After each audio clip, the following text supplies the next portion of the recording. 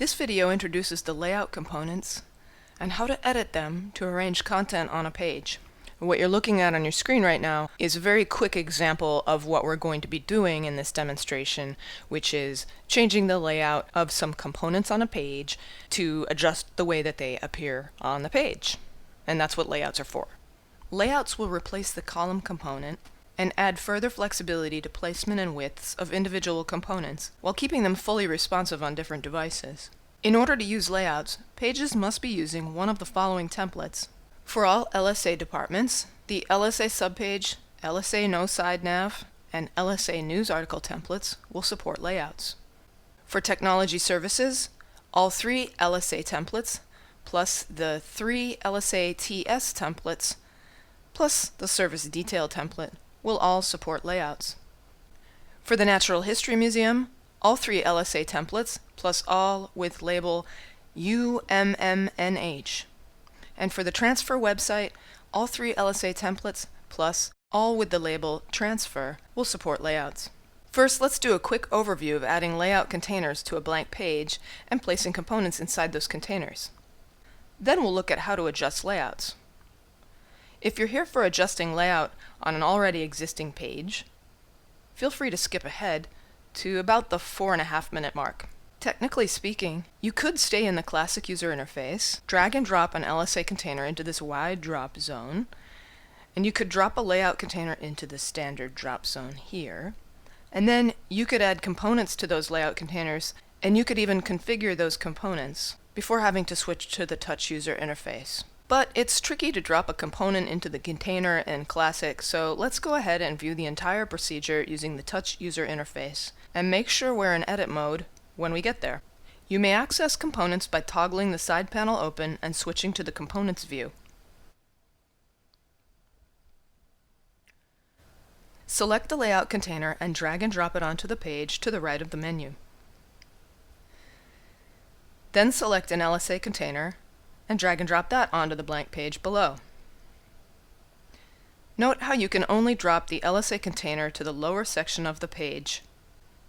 I know I have a new layout container on the page now if I mouse over the boxes and observe, in blue, the helpful text that says Layout Container. Great! After you add layout containers, place components inside them by dragging and dropping into the layout container. Watch the placement arrow. It should be pointing up. Is there another way to do this? Yes. Let's toggle the side menu off, wipe the page, and start over. In the upper portion of the page, I want a layout container. Where it says Drag Components here, I will click once. I'll see some icons and I'll choose the plus, which produces a list of components available for this half of the page. I'll find Layout Container and click it. Now I'll do the same in the lower half of the page. Click once, choose the plus. Only one choice appears and is the LSA container, so I'll click it. Again, I can mouse over to look at my new container. Its blue label doesn't appear to distinguish it as an LSA container instead of a layout container, but that doesn't really matter now. Now we can add components by using the plus and choosing from the list. To the layout container above, I'll add an accordion twice. Click inside the layout container, choose the plus, and pick accordion. To the LSA container below, the wider one, let's add the 4 button twice. Imagine we wanted to have 8 buttons across our desktop screen. We don't need to configure the components to change the layout.